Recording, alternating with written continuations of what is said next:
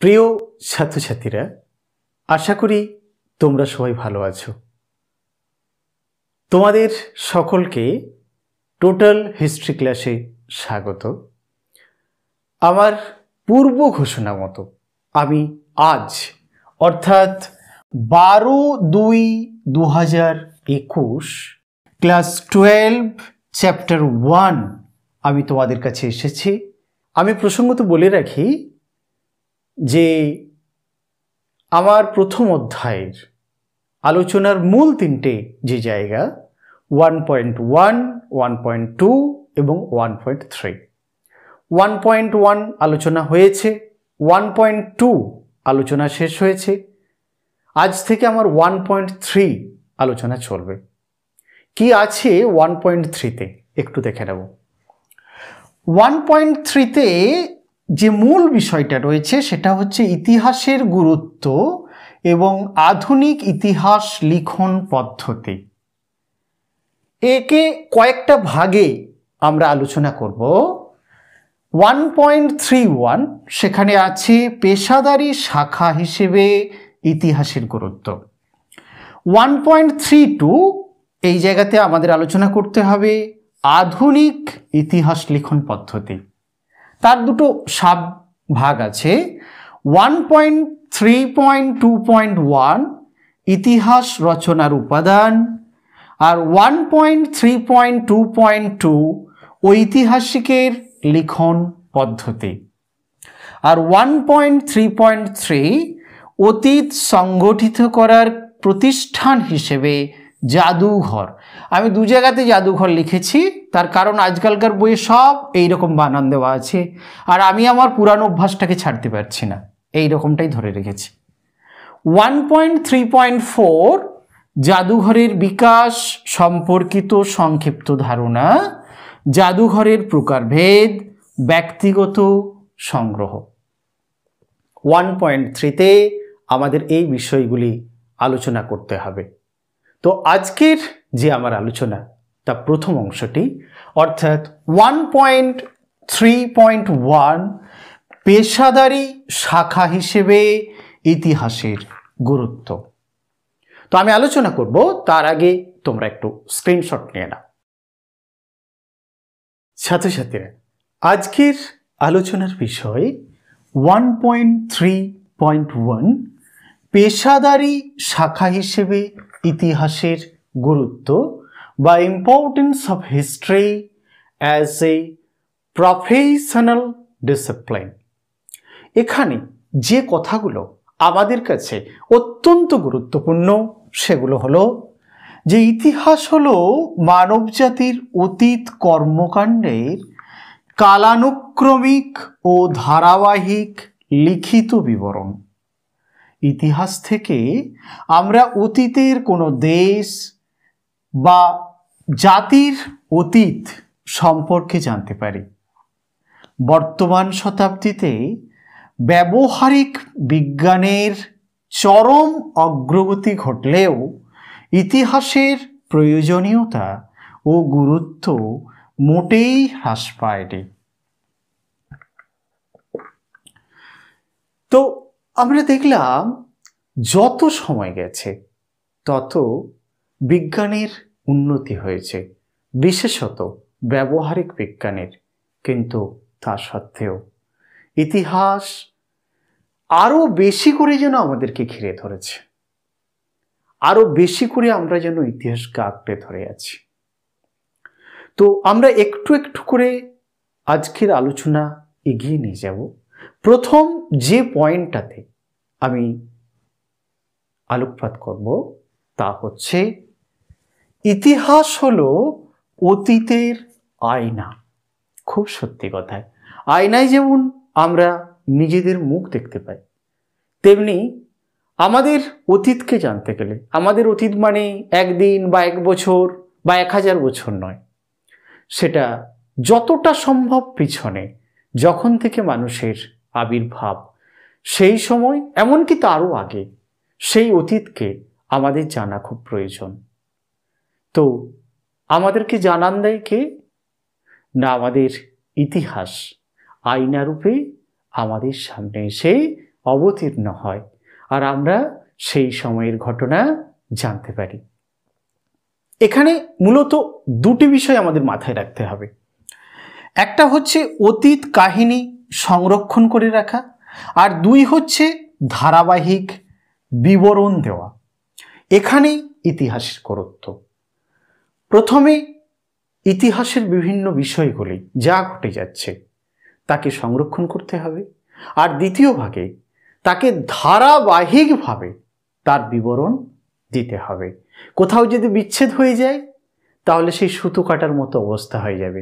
একটা সুতোকে যদি এক জায়গার সঙ্গে অন্য জায়গাতে বাঁধো তো তারপরে দেখবে টান টান সুতোটাকে তোমরা দেখতে পাচ্ছ, আর যে কোনো একটা জায়গাতে যদি কেটে যায় তাহলে সুতোটা নিচে নেমে যাবে আর দুটোর মধ্যে যোগাযোগ রক্ষিত হবে না। তাই অবিচ্ছিন্নভাবে ধারাবাহিকভাবে ইতিহাস রচনা অত্যন্ত জরুরি, আর তাই জন্যই আমাদের কাছে ইতিহাসের গুরুত্ব এত বেশি। তোমরা একটু স্ক্রিনশট নিয়ে নাও, আমি আসছি নেক্সট আলোচনাতে। আমি যে পয়েন্টে আসব তা হলো জ্ঞানের বিকাশ। মানব সমাজের বিবর্তন, সভ্যতার উত্থান ও পতন, সাম্রাজ্য ও রাজবংশের উত্থান ও পতন, এই সমস্ত বিষয় সম্পর্কে আমরা জানতে পারি। কোথার থেকে? ইতিহাস থেকে। এছাড়া রাষ্ট্রনীতি, ধর্মনীতি, অর্থনীতি, সমাজনীতি, সংস্কৃতি, বিজ্ঞানের অগ্রগতি সব কিছুই আমাদের জানার একটাই জায়গা, যেটা আমাদের সামনেই আয়না হয়ে দাঁড়ায়, তা হলো ইতিহাস। নেক্সট পয়েন্ট, ধারাবাহিকতা। মানুষের অরণ্য জীবন, সভ্যতার বিকাশ, প্রাচীন মধ্য আধুনিক যুগের কাহিনী, সমস্ত কিছু প্রত্যেকটি দেশের, প্রত্যেকটি যুগের এবং বিভিন্ন শ্রেণীর মানুষের ধারাবাহিকভাবে বিবরণ আমরা জানতে পারি ইতিহাস থেকে।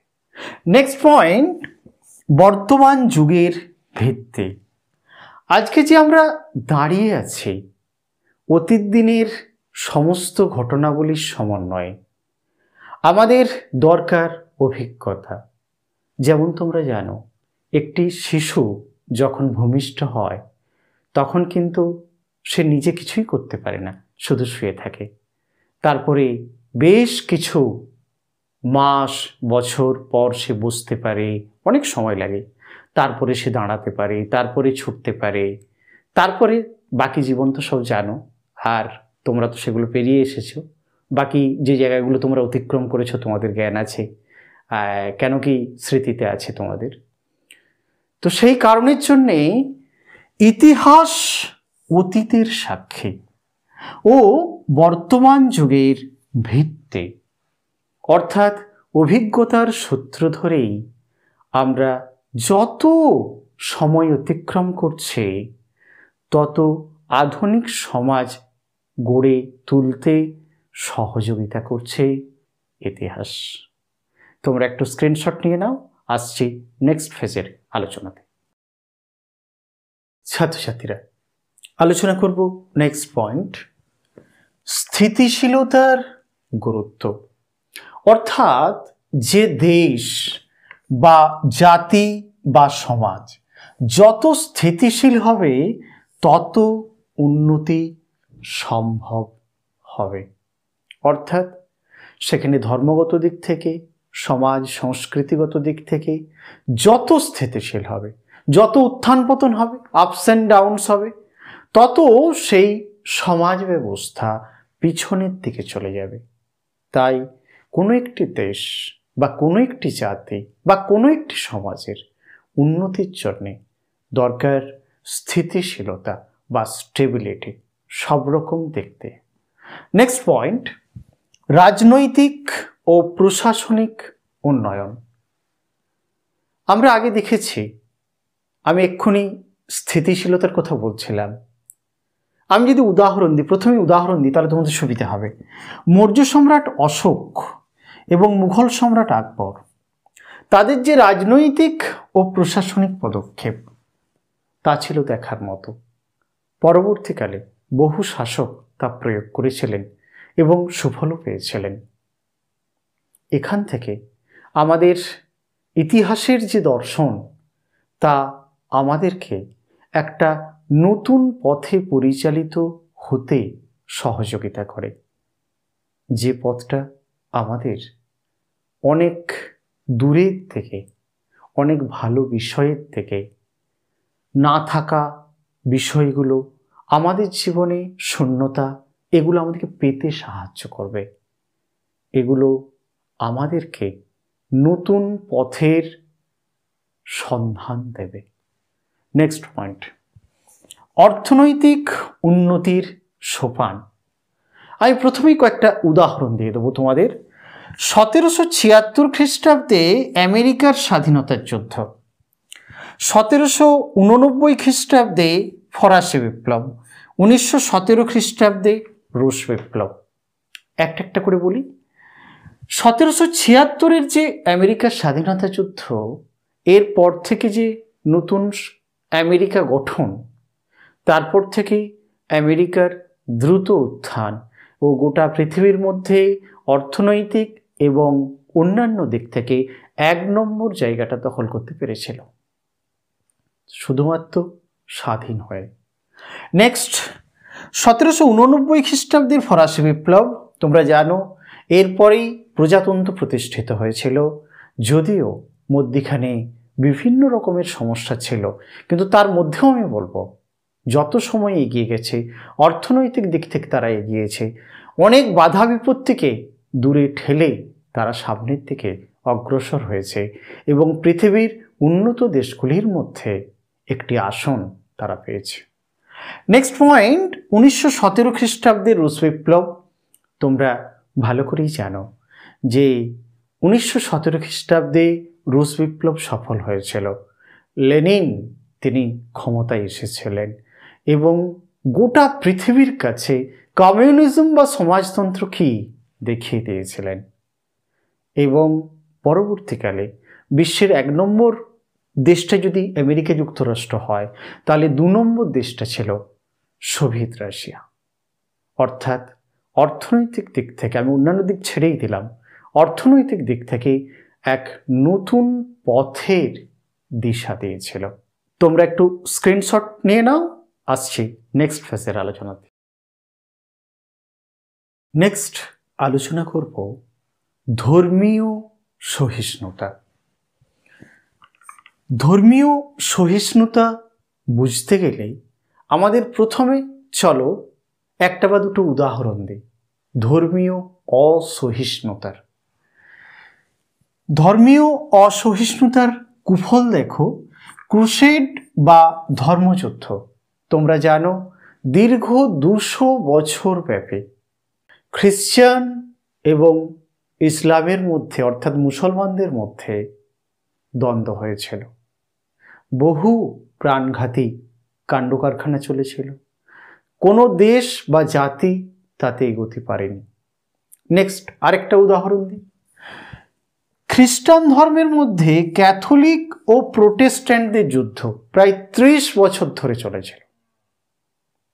সেখানেও একের পর এক প্রাণঘাতী কর্মকাণ্ড ঘটেছে, অস্থির সংস্কৃতি তৈরি হয়েছে, অস্থির সমাজ তৈরি হয়েছে, পিছিয়ে পড়েছে দেশ, পিছিয়ে পড়েছে পৃথিবী। আমার আলোচনার বিষয় ধর্মীয় সহিষ্ণুতা। তো যখন সেই ধর্মীয় সহিষ্ণুতা থাকবে তার সুফল কি হয়, আমি উদাহরণ দিলে তোমাদের কাছে স্পষ্ট হয়ে যাবে। মনে করো অশোকের ধর্ম বিজয়। অশোকের যে ধর্ম তা প্রকৃতই জনগণের ধর্ম। তিনি চেয়েছিলেন সবাইকে এক করে নিয়ে এগিয়ে যেতে। জনগণের উপরে ধর্ম সংক্রান্ত কোনো বিষয় তিনি চাপিয়ে দেননি, তাদেরকে নিজের মতো করে ধর্ম পালন করতে তিনি বলেছিলেন এবং জনগণ যাতে ঠিকমতো ধর্ম পালন করে তাদেরকে গাইড করার ব্যবস্থাও তিনি করেছিলেন, যাতে সমাজ, সভ্যতা, সংস্কৃতি এগিয়ে যায়, শান্তি বজায় থাকে। আবার মহান মোগল সম্রাট আকবরের কথা বলবো। তার যে ধর্ম তা হচ্ছে সুল-ই-কুল বা ধর্ম সহিষ্ণুতার নীতি। সেখানে আমরা দেখেছি অন্যান্য মুঘল সম্রাটের আমলে যে সমস্যাটা হয়েছিল, হিন্দু মুসলিম বিরোধিতা, কাটাকাটি, হানাহানি, বহু ক্ষতি হয়েছিল, কিন্তু আকবরের সময়ে সেরকম ঘটনা ঘটেনি। তিনি চেয়েছিলেন ভারতবর্ষের শাসক হিসেবে ভারতবর্ষকে সামনের দিকে এগিয়ে নিয়ে যেতে। সঙ্গত কারণে আমরা এখান থেকে এই পাঠটা পাই যে ধর্মীয় সহিষ্ণুতা আমাদেরকে এগিয়ে নিয়ে যায়। শুধু আমাদের মানে মানুষকে নয়, একটা সমাজ, একটা সভ্যতা, সকলকে এগিয়ে নিয়ে যায় এবং পৃথিবীর কাছে সেটা অর্থাৎ ধর্মীয় সহিষ্ণুতা সংক্রান্ত বিষয়টি অনুপ্রেরণার কাজ করে। এগুলি বিভিন্ন জায়গায় ছড়িয়ে পড়ে এবং পৃথিবীর কোনায় কোনায় ছড়িয়ে পড়ে সেখানে ভালো কিছু হওয়ার অর্থাৎ ধর্মীয় সহিষ্ণুতার যে মূল পাঠ সেটি তাদের মধ্যে সঞ্চারিত হয়। একটি ভালো পৃথিবী গড়ে ওঠার পক্ষে অত্যন্ত প্রয়োজন ধর্মীয় সহিষ্ণুতা, আর সেই পাঠটা আমরা পাই ইতিহাস থেকে। নেক্সট পয়েন্ট, সাংস্কৃতিক অগ্রগতি। তোমরা জানো যে আমাদের বর্তমান সংস্কৃতি অতীতের সংস্কৃতির ধারাবাহিক বিবর্তনের পরিণাম বা ফল। আজকে যে আমরা যে সংস্কৃতি বহন করছি সেই সংস্কৃতি কিন্তু একদিনে তৈরি হয়নি। যত সময় গেছে সেই সংস্কৃতি শক্ত পোক্ত হয়ে উঠে দাঁড়ানোর চেষ্টা করেছে এবং সব কিছুর ভালো দিকগুলো নিয়ে আজকে আমাদের সংস্কৃতি তার পথ চলা শুরু করেছে এবং আগামী দিনে সেই সংস্কৃতি আরও এগিয়ে যাবে। এই পাঠ ইতিহাস থেকে আসে। নেক্সট পয়েন্ট, জাতীয়তা বোধের বিকাশ। নিজের দেশ বা জাতির প্রতি কোনো জাতি বা জনগোষ্ঠীর ভালোবাসার প্রকাশকে জাতীয়তাবাদ বলা হয়। আমরা প্রত্যেকেই আমাদের দেশকে ভালোবাসি, বিষয়টি জাতীয়তাবাদ। আর যখন আমাদের হৃদয়ের মধ্যে আসে সেটা হলো জাতীয়তাবোধ। তোমাদেরকে যদি স্মরণ করাই, আমি আগেই বলছিলাম আমেরিকার স্বাধীনতা যুদ্ধ, আমি বলছিলাম রুশ বিপ্লব, আমি বলছিলাম ফরাসি বিপ্লব, এর সঙ্গে যোগ করব আমাদের দেশের স্বাধীনতার সংগ্রাম। তো যত মানুষের মধ্যে এই জাতীয়তা বোধটা কাজ করছে, জাতীয়তাবাদ থেকে জাতীয়তাবোধ, ভেতর থেকে ফিলিংস। আজকে ক্ষুদিরাম বলো, প্রফুল্ল চাকি বলো, বাঘা যতীন বলো, নাম বললে শেষ হবে না। তো তাদের এই হৃদয় থেকে কাজটা করেছিল, তারা দেশের জন্য জীবন দিয়েছিলেন। এগুলো আমাদের পথ চলার পাথেয়। আমরা এগুলো পাই ইতিহাস থেকে, এছাড়া অন্য কোথা থেকেও সম্ভব নয়। এগুলোর থেকেই আমাদের সমাজ, আমাদের সভ্যতা, আমাদের জাতি, আমাদের পৃথিবী এগিয়ে চলেছে। চলে আসবো নেক্সট পেজে, কিন্তু তার আগে একটা স্ক্রিনশট নিয়ে না ছাত্রছাত্রীরা। চলে আসবো নেক্সট পয়েন্টে, আত্মপ্রত্যয়ের বিকাশ। আমি এখানে একটা কোটেশন তুলে ধরেছি, মানুষ যা করেছে মানুষ তা করতে পারে, সঙ্গে অবশ্য আমি আরেকটু যোগ করব, মানুষ আরও অনেক কিছু করতে পারে। ইতিহাস থেকেই আমাদের শিক্ষা, যে কাজগুলো আমাদের মানুষ পূর্ববর্তী প্রজন্মের মানুষেরা করে গেছে সেই কাজগুলো আমরা করতে পারি। আর আমি যেটা যোগ করলাম তার থেকে আরও বেশি কিছু করতে পারি। অর্থাৎ আধুনিক সভ্যতার আলোকে আমরা সমাজকে, আমরা দেশকে, আমরা পৃথিবীকে আরও সুন্দর করতে পারি সব রকম দেখতে। আমি এখানে একটা তোমাদেরকে উদাহরণ তুলে ধরব। যেমন ধরো মুঘলদের বিরুদ্ধে মারাঠাদের লড়াই, সেই সময়ে অপ্রতিদ্বন্দ্বী হিসেবে মুঘলরা বিচরণ করত। তো তখনই মারাঠারা যেভাবে গেরিলা লড়াই চালিয়েছে শিবাজি এবং পরবর্তীকালে অন্যান্য নেতৃবৃন্দের সহযোগিতায়, তা কিন্তু আমাদের কাছে অত্যন্ত অনুপ্রেরণার। আরেকটা উদাহরণ আমি এখানে লিখিনি, কিন্তু আমি অবশ্যই দেব। ভারতবর্ষের স্বাধীনতার যুদ্ধ, যেভাবে আমাদের দেশের বিপ্লবীরা এবং স্বাধীনতার বিভিন্ন ক্ষেত্রে নেতা নেত্রীরা তারা আন্দোলনে ঝাঁপিয়ে পড়েছিলেন, আর যে সমস্ত জনগণ অংশগ্রহণ করেছিলেন, ম্যাক্সিমাম জনগণই অংশগ্রহণ করেছিলেন, তাদের কথা তুলে ধরব। যে অত্যাচারী বর্বর ব্রিটিশদেরও যে এদেশ থেকে তাড়িয়ে দেওয়া সম্ভব, তারা সেটা করে দেখিয়েছিলেন।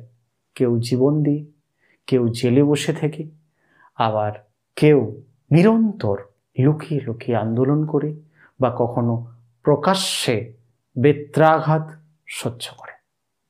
নেক্সট পয়েন্ট, দুর্যোগ সম্পর্কে সতর্কতা। আমি প্রথম যেটা বলবো, 1770 খ্রিস্টাব্দের 76-এর মন্বন্তর আমাদের সকলেরই জানা।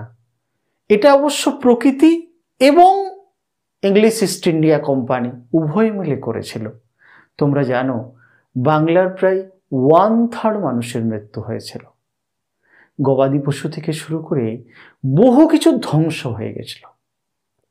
আরেকটা উদাহরণ দেব, 1943 খ্রিস্টাব্দে 50-এর মন্বন্তর, যেখানেও বাংলার বহু মানুষের মৃত্যু হয়েছে তথা ভারতবর্ষের বহু মানুষের মৃত্যু হয়েছে। সেখানে প্রকৃতির রুষ্টতা ছিল, সঙ্গে ব্রিটিশ সরকারের কিছু কার্যকলাপ, এর জন্য এই ঘটনা ঘটেছিল। এখানেই কিন্তু আমাদের দুর্যোগ শেষ হয়ে যায়নি। তারপরেও এই পৃথিবীর বুকে এসেছে একের পর এক আঘাত।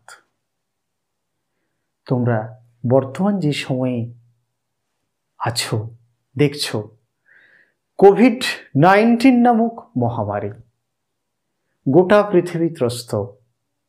আমরা সব মুখোশ পরে ঘোরাফেরা করি। এখন নিঘাত তোমাদের সামনে ক্যামেরাতে আছি বলে মাস্ক পরতে পারিনি, নাহলে ভয়ে যে গোটা পৃথিবীর কত মানুষ মারা যাচ্ছে এই রোগে। আমাদের বিজ্ঞানীরাও তৎপর, তারা ভ্যাকসিন আবিষ্কার করেছেন, কিন্তু এত তাড়াতাড়ি সমস্ত মানুষের মধ্যে সেই ভ্যাকসিনকে প্রয়োগ করা তা কিন্তু সম্ভব নয়। এক তৈরি করা, দুই প্রয়োগ করা। তার মানে ইতিহাসের পাঠ থেকে আমরা যে বিষয়টা জানতে পারি, যে দুর্যোগ যে কোনো সময় আসতে পারে। সেটা কোনো একটা রাজ্যে আসতে পারে, কোনো একটা দেশে আসতে পারে, একাধিক দেশে আসতে পারে, বা গোটা পৃথিবী জুড়ে আসতে পারে। যেমন কোভিড-19 গোটা পৃথিবী জুড়ে এক মারণ মহামারী, আর যার জন্যেই আমার ক্যামেরার সামনে আসা তোমাদের উদ্দেশ্যে। তাই ইতিহাস আমাদের এই পাঠ দেয়, এই শিক্ষা দেয়। নেক্সট পয়েন্ট, পররাষ্ট্র নীতির বিষয়ে জ্ঞান লাভ। তোমরা জানো প্রতিটি দেশেই পররাষ্ট্রনীতি তাদেরকে গ্রহণ করতে হয়। আর যদি আমি দুটো পয়েন্ট তোমাদেরকে দেখাবো, এক হচ্ছে যদি আমরা দুটো দেশের মধ্যে যদি শত্রুতা থাকে বা যুদ্ধের পরিস্থিতি তৈরি হয়, সেটা আমাদের কাছে কাঙ্ক্ষিত নয়, কিন্তু অনেক সময় এমন ঘটনা ঘটে। অনেকে প্ররোচনামূলকভাবে এই কাজটা করেন, আবার বিভিন্ন দেশ নিজেদের স্বার্থে এই ঘটনা ঘটতে সহযোগিতা করেন। আমরা ইতিহাস ঘেঁটে দেখেছি যে যদি পররাষ্ট্রনীতি ঠিক না হয়, তাহলে যে কোনো একটি দেশ বা একাধিক দেশ বা পৃথিবীর বিভিন্ন দেশ সমস্যায় পড়ে। নেক্সট যে জায়গাটা আমি দেখাবো, মৈত্রী বন্ধন। আমরা যদি বিভিন্ন দেশের মধ্যে মৈত্রী সম্পর্ক তৈরি করি, তাহলে আমাদের পৃথিবীটা অত্যন্ত সুন্দর হবে। শুধু একটা রাজ্য নয়, একটা দেশ নয়, একটা মহাদেশ নয়, গোটা পৃথিবীটাই সুন্দর হবে। সেটা কিন্তু আমরা ইতিহাসের পাঠ থেকেই জানতে পারি। তোমরা একটু স্ক্রিনশট নিয়ে নাও, আসছে আজকের লাস্ট ফেজ আলোচনাতে। ছাত্রছাত্রীরা, পেশাদারি শাখা হিসেবে ইতিহাসের গুরুত্ব এর মূল্যায়ন করব, আমরা আলোচনা করব। তবে আমি অনেক কথা বলেছি, আমি নিজের কথা বলবো না। 3 জন বিশিষ্ট মানুষের কথা আমি মূল্যায়নে তুলে ধরব। প্রথম যার কথা বলবো তিনি হচ্ছেন ব্রিটিশ প্রধানমন্ত্রী উইনস্টন চার্চিল। তিনি বলছেন, তুমি সুদূর অতীতে ফিরিয়ে তাকাতে পারলে সুদূর ভবিষ্যতেও তাকাতে পারবে। অর্থাৎ তোমার পেছনটা যদি দেখো তাহলে সামনেটা দেখতে পারতো। যেই সোয়েইন অত্যন্ত গুরুত্বপূর্ণ বক্তব্য রেখেছেন, তার মতামত তুলে ধরেছেন। বর্তমানের শেকড় অতীতের কতটা গভীরে প্রথিত আছে তা একজন সচেতন পর্যবেক্ষক নিশ্চয়ই বুঝতে পারেন। যদি আমাদের সমস্ত অতীত অভিজ্ঞতার জ্ঞান হারিয়ে যায়, তবে সম্ভবত বড় শহরগুলির 9.10 বাসিন্দা 1 মাসের মধ্যেই মারা যাবে এবং যারা বেঁচে থাকবে তারা শীঘ্রই আদিম জীবনে ফিরে যাবে। খুব সহজ কথা, আমার বুঝিয়ে বলার দরকার নেই। নেক্সট চলে আসবো প্রখ্যাত ঐতিহাসিক হেগেল। তিনি বলছেন যে ইতিহাসের দুর্ভাগ্য যে ইতিহাস থেকে কেউ শিক্ষা নেয় না। যদি আমরা ইতিহাস থেকে ঠিকভাবে শিক্ষা নিই তাহলে বোধহয় আমাদের প্রতিনিয়ত চলার পথে যে বাধাগুলো আসে সেগুলো বোধহয় আসবে না, বা সেগুলোকে খুব সুন্দরভাবে মোকাবেলা করতে পারব। এই হলো মূল্যায়ন। আর এই জায়গার যে পার্ট বির প্রশ্ন, সেটা যখন আমি চ্যাপ্টার শেষ করব তখন দিয়ে দেব সাজেশন হিসেবে। এমনি বড় প্রশ্ন হিসেবে যেটা গুরুত্বপূর্ণ তা হলো, আমি প্রশ্নোত্তরের বড় প্রশ্ন বলে দিচ্ছি তোমাদের। পেশাদারি শাখা হিসেবে ইতিহাসের গুরুত্ব আলোচনা করো 8 নম্বরের জন্য। আজকের আলোচনা আমার এখানেই শেষ। আসবো নেক্সট ভিডিও ক্লাসে। নেক্সট ভিডিও ক্লাস 17/2/2021 ঠিক রাত্রি 8টা। ছাত্রছাত্রীরা, তোমরা নিয়মিতভাবে ভিডিও ক্লাস দেখছো, কমেন্ট করছো, তোমাদের ভালো লাগাগুলো জানাচ্ছ, আমাকেও খুব ভালো লাগছে। তোমরা সেগুলো নিশ্চয়ই জানাবে, কিন্তু তার সঙ্গে সঙ্গে তোমাদের যদি মনে হয় যে ভিডিও ক্লাসটা আরেকটু এইরকম হলে ভালো হতো বা ওই রকম হলে ভালো হতো ইত্যাদি ইত্যাদি ইত্যাদি, তো সেগুলো আমাকে সহায়তা করবে তোমাদেরকে আরও অনেক বেশি করে সহযোগিতা করার জন্য। তাই তোমরা যেমন সাবস্ক্রাইব করবে, লাইক করবে, ভালো কমেন্ট করবে, তার সঙ্গে সঙ্গে কমেন্টের একটা অংশ হিসেবে তোমাদের যেগুলো প্রয়োজন সেগুলো লেখা। তাহলে আমি তোমাদের কাছে আরও অনেক বেশিভাবে তোমাদেরকে সহযোগিতা করতে পারবো। ঠিক আছে, আজকে এই পর্যন্তই। তোমরা অনেক অনেক ভালো থাকো, পড়াশুনোর মধ্যে থাকো এবং কোভিড পরিস্থিতিতে শান্তিতে সুস্থ হয়ে বাঁচো। শুভরাত্রি।